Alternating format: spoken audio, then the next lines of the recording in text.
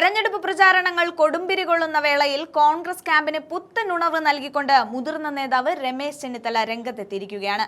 KPCC അധ്യക്ഷൻ K സുധാകരനും പാർട്ടിയും തമ്മിൽ അസ്വാഭാവികമായ തർക്കങ്ങൾ ഉണ്ട് എന്ന രീതിയിൽ പടർത്തുന്ന വാർത്തകളെ അദ്ദേഹം പാടെ തള്ളിക്കളയുന്നുണ്ട്. കെ സുധാകരൻ പാർട്ടിയുടെ മുതിർന്ന നേതാവാണ് എന്നും അദ്ദേഹവുമായി സംസാരിക്കുന്നതിൽ എന്താണ് ഇത്ര അത്ഭുതമെന്നും ചെന്നിത്തല ചോദിച്ചു പോവുകയാണ്.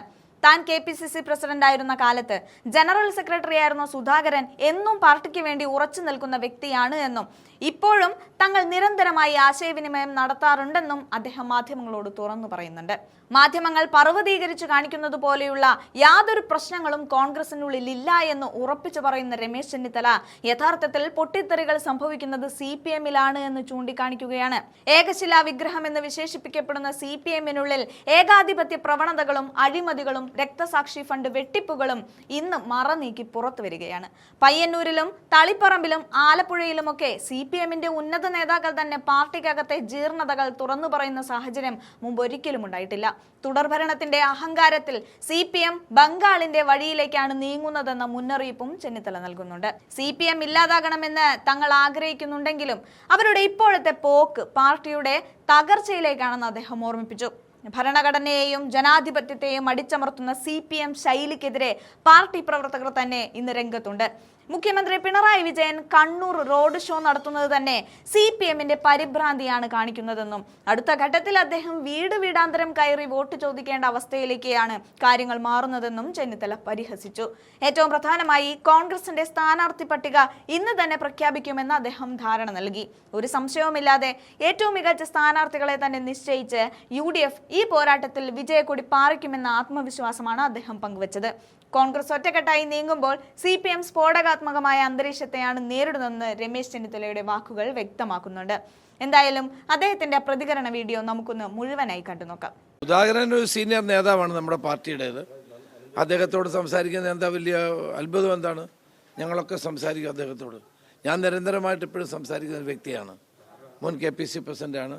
ഞാൻ KPCC പ്രസിഡന്റ് ആയിരുന്നപ്പോൾ എൻ്റെ ജനറൽ സെക്രട്ടറി ആയിരുന്നു സുധാകരൻ 9 വർഷം. അദ്ദേഹം പാർട്ടിക്ക് വേണ്ടി എന്ന് നിലകൊള്ളുന്ന വ്യക്തിയാണ്. അതേപോലെ ഞാൻ സംസാരിക്കും. നമ്മൾ ഒരു കാര്യം വളരെ വ്യക്തമാണ്.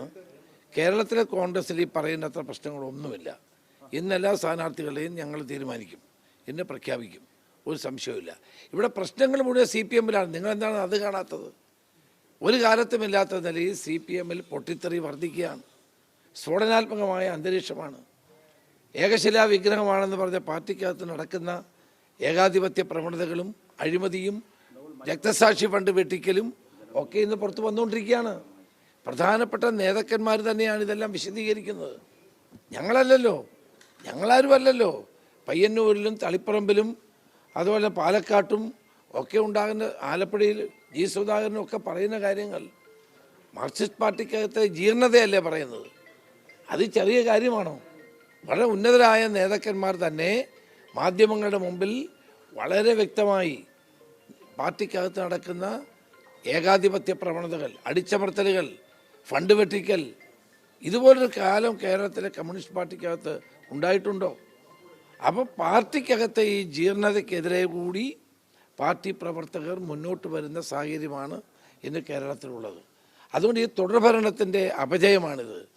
ഈ തുടർഭരണത്തിൽ നിന്ന് ഇനിയും കേരളത്തെ രക്ഷിക്കാനുള്ള അവസരം എല്ലാ കമ്മ്യൂണിസ്റ്റുകാർക്കും ലഭിച്ചിരിക്കുന്ന സന്ദർഭമാണ്. ബംഗാളിലെ അനുഭവം പാർട്ടിക്ക് കേരളത്തിൽ ഉണ്ടാകരുത്. ഞങ്ങളാരും ആഗ്രഹിക്കുന്നില്ല കമ്മ്യൂണിസ്റ്റ് പാർട്ടി ഇല്ലാതാകണമെന്ന്. ഞങ്ങളങ്ങനെ വിചാരിക്കുന്നത്. ഞങ്ങളവരുമായിട്ട് വലിയ പൊളിറ്റിക്കൽ ഫൈറ്റുണ്ട്. പക്ഷേ ഞങ്ങളവർ ഇല്ലാതാകണമെന്ന് ആഗ്രഹിക്കുന്നില്ല. ഇപ്പോഴത്തെ അവരുടെ വഴി ബംഗാളിൻ്റെ വഴിയാണ്. അതാണ് കേരളത്തിലെ ജനങ്ങൾ മനസ്സിലാക്കേണ്ടത്.